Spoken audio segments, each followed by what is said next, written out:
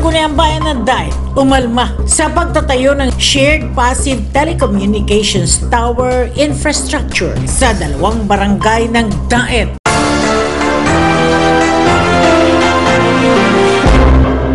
Umalma ang Sangguniang Bayan ng Daet sa sinasagawang pagtatayo ng Shared Passive Telecommunications Tower Infrastructure o PTTI sa bahagi ng Barangay Gahonon at Barangay Aluihaw sa Bayan ng Daet. Para sa detalye ng balitang yan, narito si Tess Kalimlim. Batay sa resolusyong ipinasa ng Sangguniang Bayan ng Daet, nakasaad ang anilay pananamantala ng telecommunications companies sa guidelines na inilabas kaugnay ng COVID-19 pandemic kung saan sinuspinde ang paghingi ng permit at clearance sa Sangguniang Bayan upang makapagpatayo ng telecommunications at internet infrastructure. Ayon sa Sangguniang Bayan, walang habas ang pagtatayo ng cell site towers sa buong bansa at hindi isinasaalang-alang ang kalusugan at kaligtasan ng mga mamamayang apektado ng nasabing konstruksyon. Sa Bayan ng Daet ay itinayo umano ang nabanggit na mga cell sites sa matataong lugar sa kabila ng pagtutol ng mga residente. Giit pa ng SB, paglabag ito sa karapatan ng publiko. Ayon kay Councilor Avila, ang ipinasang resolusyon ay resulta ng sunod-sunod na committee hearing kung saan labis na umalma ang mga residente sa pagtatayo ng cell sites. This resolution was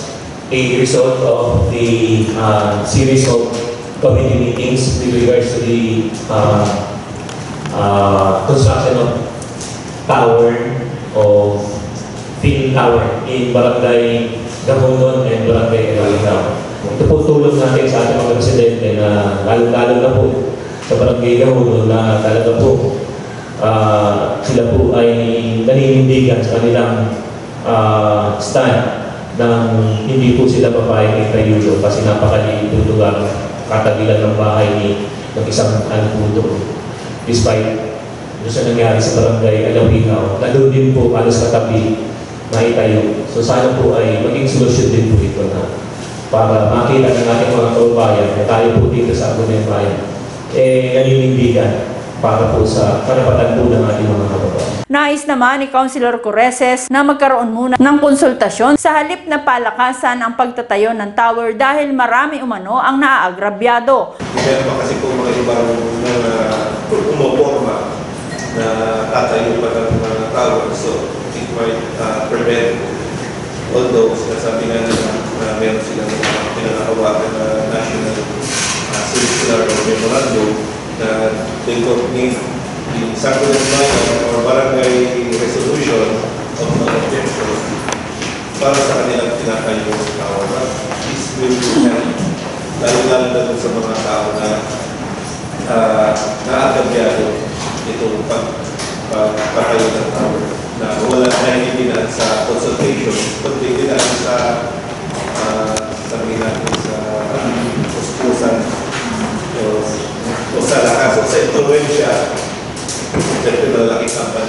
Ayon kay Vice Mayor Godfrey Parale, ang ipinasa nilang resolusyon ang siyang magsisilbing stand ng Sangguniang Bayan hinggil sa naturang issue.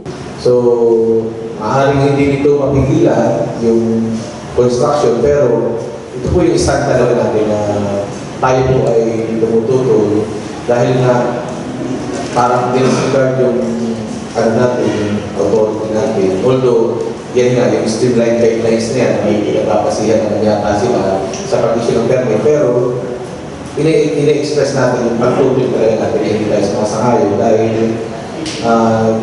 nangyayari nga kasi doon sa mga crowded area na nababaliwala na yung sentiment ng mga tao. Para sa CNTV News, Tess Kalimlim.